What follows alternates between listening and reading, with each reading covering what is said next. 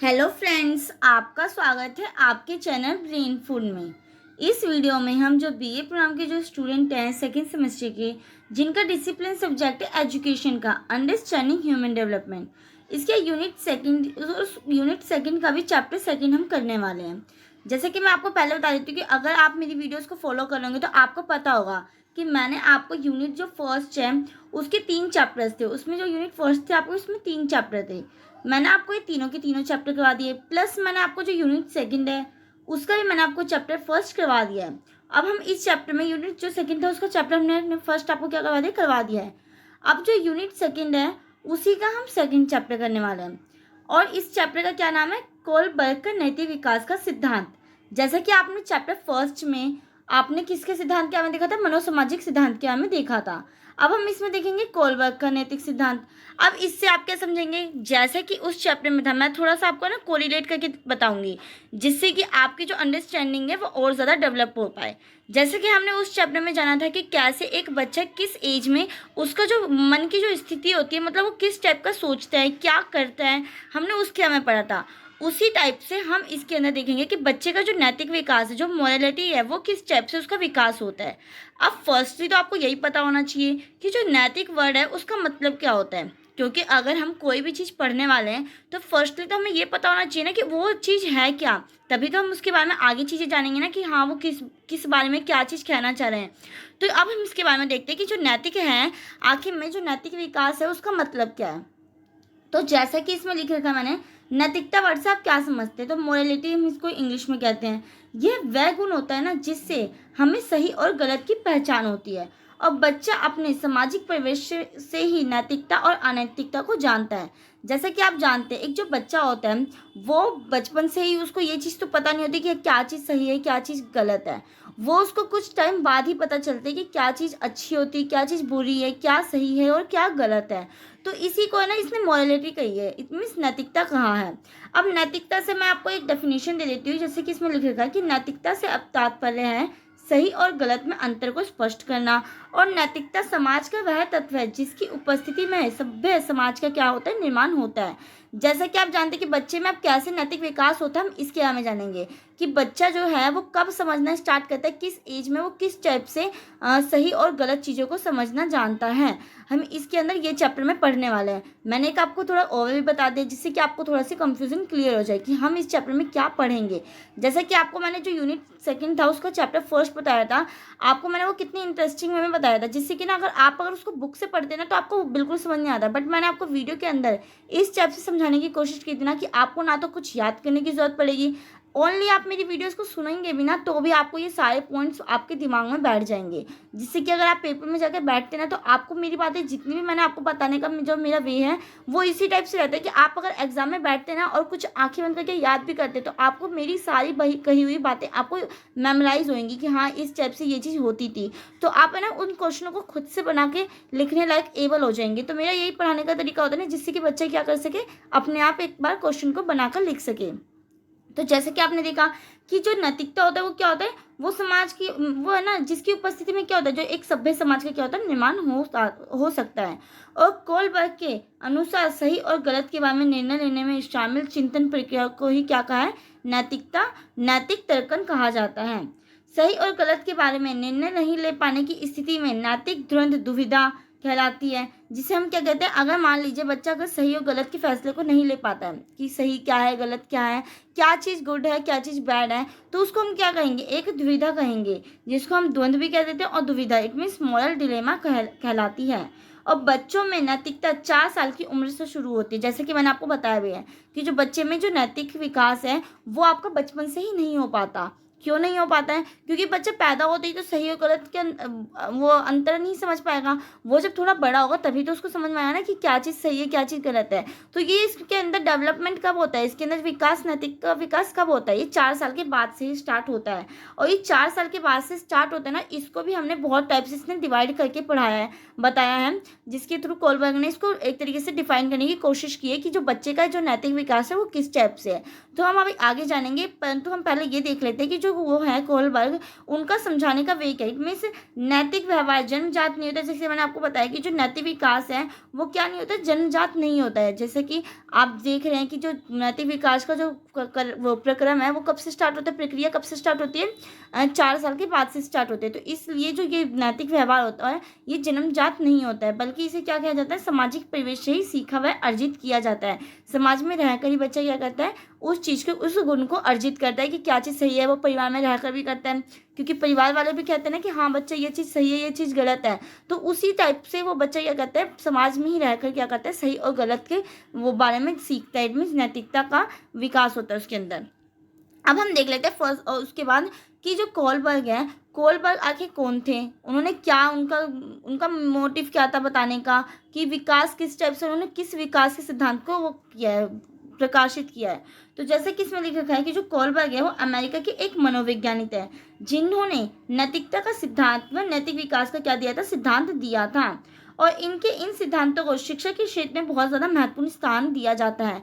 अगर आप देखेंगे ना, जो सीटेट की जो एग्ज़ाम्स होते हैं उसके अंदर है ना, जो कोलबर्ग हो गया, और जिसका आपने पहले भी पढ़ा था, जिनका मनोसामाजिक सिद्धांत पढ़ा था, ये सब क्वेश्चन आपके ना सीटेट के एग्जाम में भी बहुत ज़्यादा यूज़फुल होते हैं। अगर आप देखेंगे कि अगर कोई बच्चा सीटेट की प्रिपरेशन कर रहा होगा तो उसको ज़रूर पता होगा कि जो ये चीज़ें हैं ना, आपके कोलबर्ग हो गया, या ये जो नैतिक विकास का सिद्धांत है, या फिर आपको जो मनोसामाजिक सिद्धांत है, या आप जो नेक्स्ट चैप्टर भी पढ़ेंगे, वो ये सारी चीज़ें ना आपके टीचिंग लेवल में भी बहुत ज़्यादा इंपॉर्टेंट है।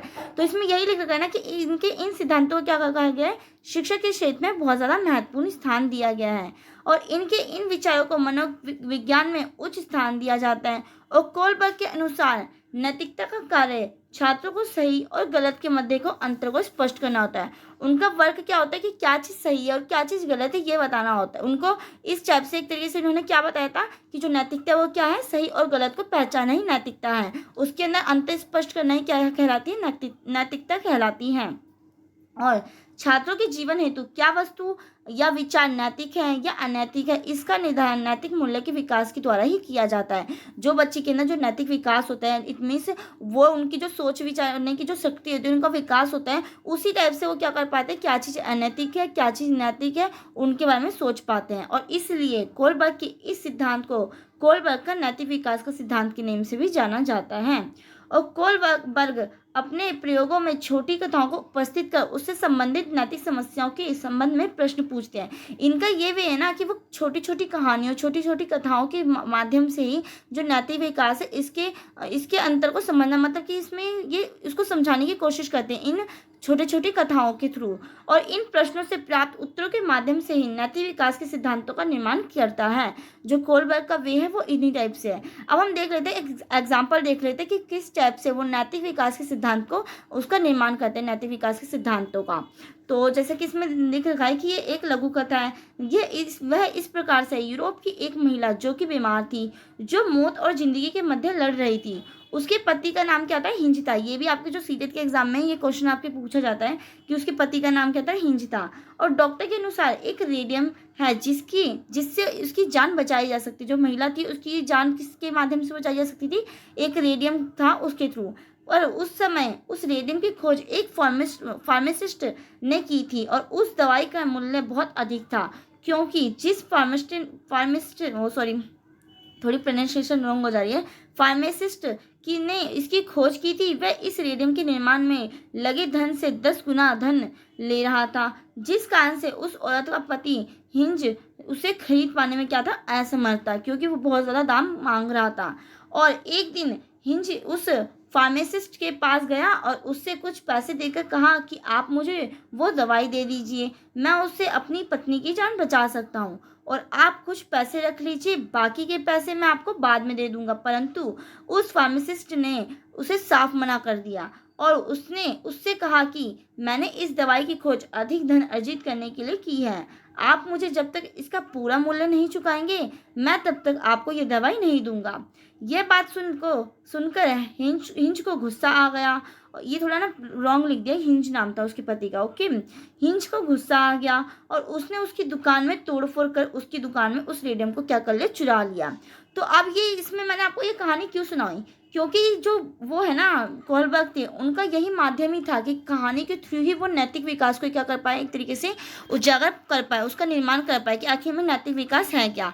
तो इसमें अब है ना 2 प्रश्न आपसे पूछे जाएंगे, जैसे कि इसमें लिखा है कि कोहलबर्ग ने अपनी इस कथा के आधार पर 2 प्रश्नों का निर्माण किया, जिसको उसने 2 भागों में विभाजित किया है। अब वो किस टाइप से, अब हम इसको देखते हैं। एक तो आपका नैतिक दुविधा, जैसा कि हमने ऊपर देखा था कि अगर हमें सही और गलत के बारे में ना पता चले कि क्या चीज़ सही है क्या चीज़ गलत है, तो उसको हम द्वंद्व कहते हैं या दुविधा कहते हैं, जिसे हमने इंग्लिश में क्या कहा था, moral dilemma. It means Kohlberg ने के अनुसार कभी कभी हम सही और गलत के मध्य निर्णय लेने में जिन दुविधाओं या समस्याओं का सामना करते हैं, उसी को नैतिक दुविधा कहा जाता है। जैसे जब हम कंफ्यूजन होते हैं कि क्या चीज़ सही है क्या चीज़ गलत है, ये चीज़ करेंगे तो सही होगा कि नहीं होगा, तो इन्हीं को हमने क्या कहा है, नैतिक दुविधा का है। अब जैसे कि आपने ऊपर कहानी सुनी थी, उसी के बेस पे मैं आपसे एक क्वेश्चन बोलती हूँ, जो हिंज वो कोहलबर्ग ने हमें बताई है कि अगर हिंज चोरी नहीं करेगा तो उसकी पत्नी मर जाएगी, और अगर उसने चोरी की तो उसको पुलिस पकड़कर जेल में बंद कर देगी। तो इसमें क्या है, ये हिंज क्या था, बहुत ज़्यादा कंफ्यूज था, वो क्या था, नैतिक दुविधा में था। तो इस टाइप से इसने क्या कहा था, हिंज वो कोहलबर्ग ने अपने विचारों को जो नैतिक विकास का सिद्धांत था उसका निर्माण करने की कोशिश की थी। अब इसी टाइप से दूसरा आपका है एक एक हो गया नैतिक तर्क। मतलब इसमें क्या है कि 2 विचारों के मध्य सही और गलत का चयन करना। जैसे हिंज ने अपनी पत्नी की जान बचाने के लिए चोरी करने का फैसला लिया, क्या यह सही है और क्या चीज या ये गलत है। तो इस टाइप से भी क्या होता है, एक नैतिक तर्कन का भी इसमें होता है। तो इसी टाइप से जो कोहलबर्ग थे, उन्होंने अपने जो वो थे कहानी के माध्यमों से वो क्या करते थे, नैतिक विकास के सिद्धांत को उसका निर्माण करने की कोशिश करते थे। और कोहलबर्ग ने अपने नैतिक विकास के सिद्धांत है ना, उसको 3 अवस्थाओं में डिवाइडेड किया है, और उन तीनों को उन्होंने 2-2 पार्ट्स में डिवाइडेड कर रखा है, जिसके कारण क्या हो गया, 6 चरणों में ये विभाजित किया गया है। अब वो कौन कौन से 6 चरण है, इसमें मैंने आपको टेबल एक दे रखी है, टेबल के थ्रू आप बहुत ईजिली समझ जाएंगे।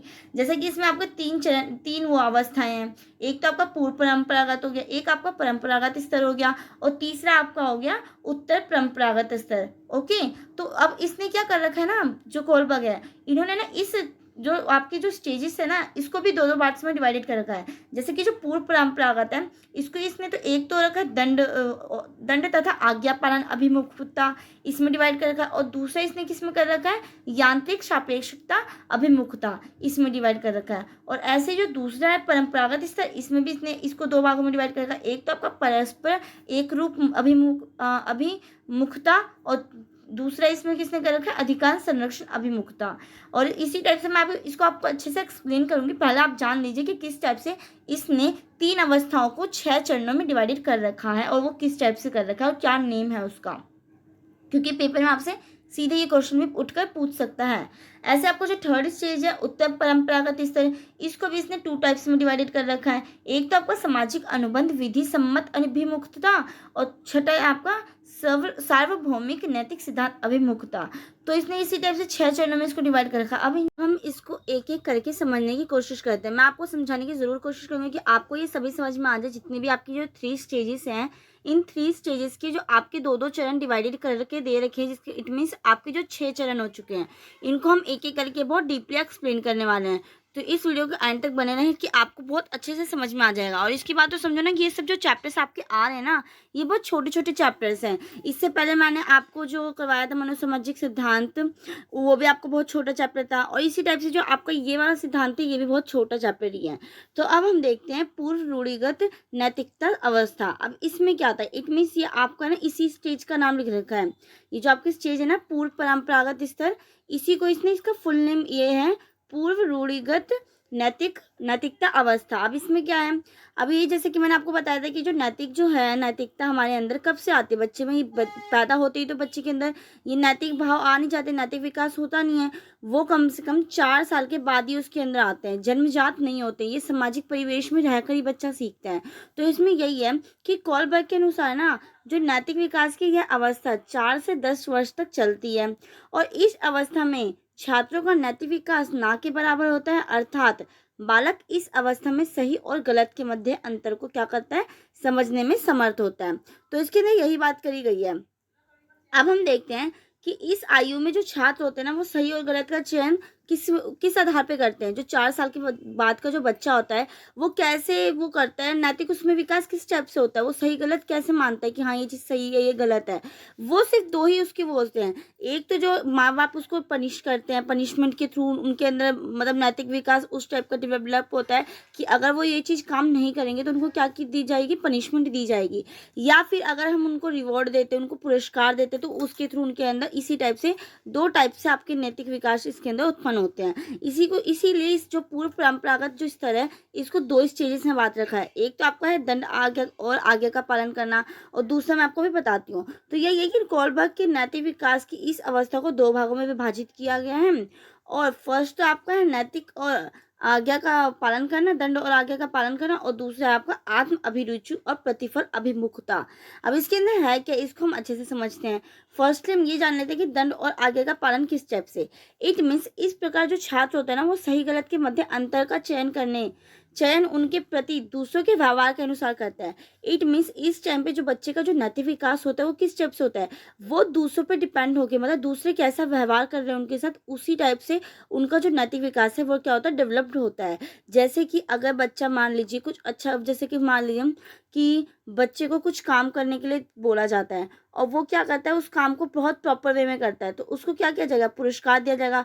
तो उसके अंदर कैसे वो हो गया कि हाँ हमें बड़ों की बात माननी चाहिए, तो हमें क्या होता है, एक तरीके से रिवॉर्ड दिया जाता है, हमें पुरस्कार दिए जाते हैं।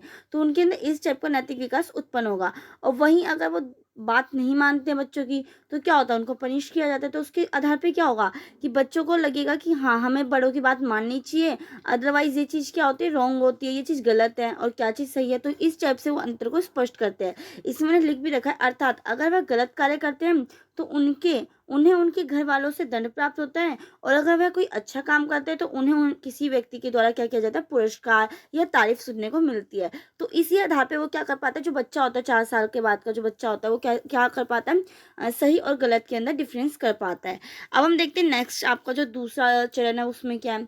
अब इसके अंदर क्या है, आत्म अभिरुचि एवं प्रतिफल अभिमुखता। इस अवस्था में छात्र अपनी रुचि के अनुसार आज्ञा का पालन करते हैं। इट मीन्स वो अपने उनको जो विश करता है वो उस टाइप से क्या करते हैं, दूसरों की बातों को सुनते हैं एवं वह कार्य अधिक करते हैं जिससे उन्हें उस कार्य को करने से क्या हो, फल अधिक फल प्राप्त हो। इट मीन्स अच्छे अच्छे उनको क्या हो, रिवॉर्ड प्राप्त हो, पुरस्कार प्राप्त हो। तो वो क्या करते हैं, वो अपनी अब इसमें यही तो बात कही है ना, इसके जैसे ऊपर था, वो किस उनमें कैसा नैतिक विकास कर पा रहे थे, कब कैसे नैतिक विकास होता था, दंड और आज्ञा का पालन करने की वजह से। मतलब अगर वो नहीं काम करते हैं तो उनको दंड दिया जाता है, अगर वो काम करते हैं उनको अच्छा अच्छा काम किया जाता है तो उनको क्या किया जाता है, पुरस्कार किया जाता है, मतलब रिवॉर्ड दिया जाता है। और इसमें क्या है कि जो बच्चा है, मतलब जो दूसरा चरण है, इसके अंदर कि जो बच्चा है ना वो अपनी रुचि के अनुसार ही कोई काम करता है। मतलब जब उसको रुचि होती है तो वो उनकी आज्ञा का पालन करता है और वह अधिक कार्य करने की कोशिश करता है जिससे कि क्या हो, उसको अधिक फल प्राप्त हो। नेक्स्ट आपका जो दूसरा स्टेज था, इसमें क्या था आपका, आपको मैंने बताया था ना परंपरागत स्तर। एक तो मैंने आपको ये चार्ट एक बार दिखा देती हूँ कि आपको कंफ्यूजन ना हो। ये तो पूर्व परंपरागत के 2 स्तर मैंने पढ़ लिया, दंड और आज्ञा का पालन अभिमुखता, और दूसरा आपका यांत्रिक सापेक्ष अभिमुखता, जिसको मैंने आपको बताया है कि वो जो जिसमें बच्चा क्या करता है, रुचि के अनुसार ही अपने काम को करता है। नेक्स्ट अब हम देखते हैं परस्पर परंपरागत स्तर। इसके ना थोड़े नेम चेंज है तो आप इसमें कंफ्यूज बिल्कुल मत होना। मैंने दूसरी नेम यहाँ पे इसलिए देखे ना कि जिससे कि अगर पेपर में ये टर्म यूज हो जाए तो आपको कंफ्यूजन बिल्कुल भी क्रिएट ना हो।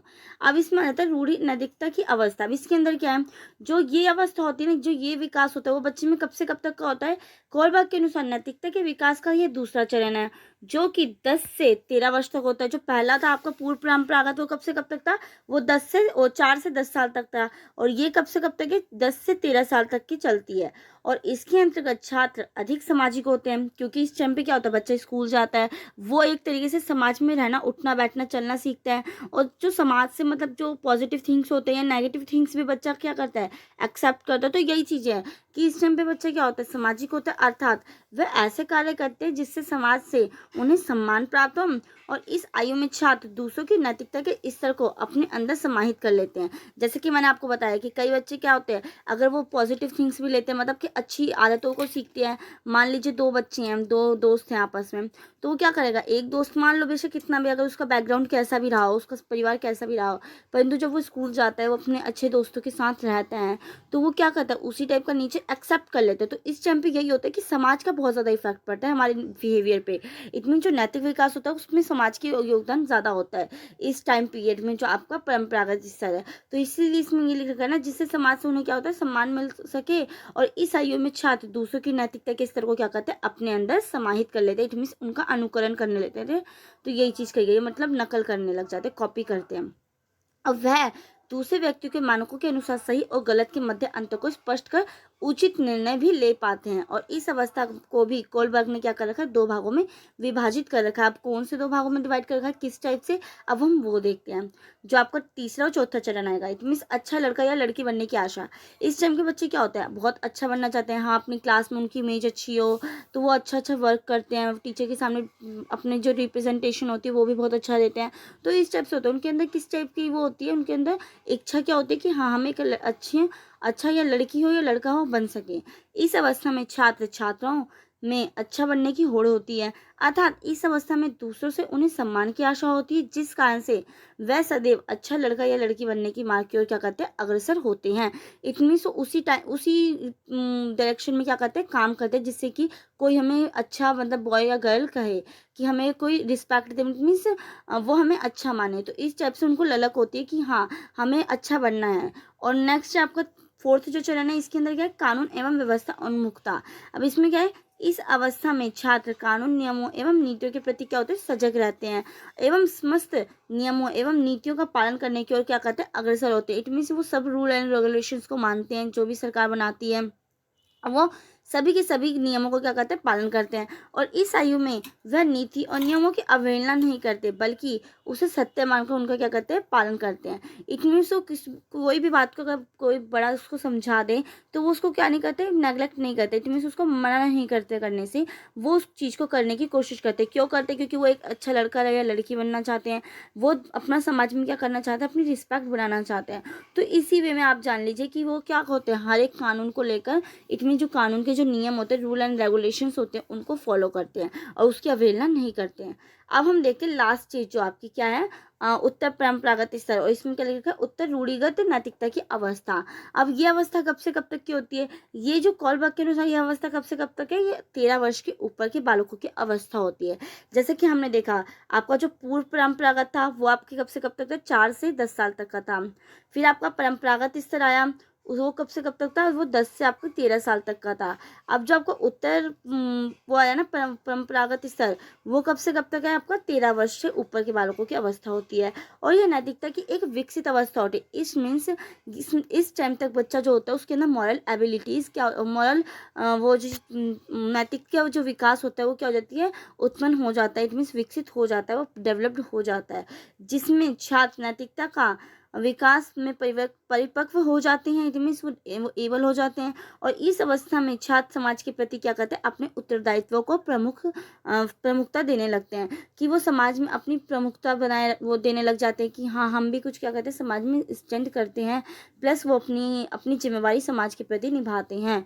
तो इस टाइम पे जो बच्चा होता है वो क्या होता है, उसके अंदर पूरी मॉरल एबिलिटीज आ जाती हैं। इसमें क्या है कि इस अवस्था को भी 2 भागों में बांटा गया, जैसे कि मैंने आपको बताया था। फर्स्ट आपका जो इट मीन्स 5th आपका जो चरण है उसमें क्या है, सामाजिक समझौते की अवस्था। अब इसमें क्या होता है कि इस अवस्था में ना छात्र समाज के नीति नियमों को अपनाने लगता है और समाज के प्रति अपने व्यक्तित्व एवं व्यवहार में उचित परिवर्तन करने लगता है। इट मीन्स इसमें क्या करता है बच्चा, इट मीन्स समझौते करने भी लग जाता है। इट मीन्स अगर मान लीजिए कोई चीज़ राइट है या रॉन्ग है, तो मतलब उसके अकॉर्डिंगली वो क्या करता है, इसके अंदर वो करने लग जाता है, इसके अंदर अपने आप को क्या करने लग जाता है, समझौता करने लग जाता है। अभी मैं इसमें जैसे इसमें लिख भी रखा है कि कोलबर्ग के सिद्धांत के इस चरण के अनुसार छात्र पूर्ण रूप से सामाजिक कार्यों के प्रति क्या करता है, अपने उत्तरदायित्व को अपने अंदर समाहित कर लेता है। इट मीन्स वो समाज के प्रति अपनी भूमिका को अदा करता है, समाज में क्या चल रहा है अपने उसके जो नीति नियम होते हैं उसको अच्छे से रूल एंड रेगुलेशन को फॉलो भी करता है, प्लस दूसरों को भी उसके प्रति क्या करता है, सजग करता है। इस टाइप से आप लेकर चल लीजिए इसको। मैंने जो आपको समझाने की कोशिश की है कि वो समाज के सभी नीति एवं नियमों के साथ क्या करता है, समझौता करता है। और आपका जो 6th स्टेज है इसमें क्या है कि सार्वभौमिक एवं विवेक अवस्था। अब इस अवस्था में जो छात्र होते हैं ना, ऐसे मानकों का चयन करते हैं जो शाश्वत सत्य होते हैं, अर्थात जो प्रत्येक स्थिति में परिस्थिति के अनुकूल होते हैं। इट मीन्स उसकी प्रतिकूल ना होकर अनुकूल होते हैं, उसकी वो होता है उसके अनुकूल का मतलब आप समझ चुके होंगे कि हाँ, अनुकूल का मतलब मैं क्या क्या कहना चाहती हूँ कि उसी डायरेक्शन में, सही डायरेक्शन में होना, इसी टाइप से आप चल लीजिए, ठीक है। तो इसके अंदर यह है कि जो अवस्था होती है, जो छठा चरण है, इसमें बच्चा क्या होता है, विवेक की अवस्था में होता है। वो क्या कर रहा होता है, एक तो इसके जो उत्तर परंपरागत जो अवस्था है, इसके अंदर बच्चा क्या हो जाता है, नैतिक विकास में परिपक्व हो जाता है। तो इसी कारण से जो बच्चे में विवेक की अवस्था भी आ जाती है इसके अंदर।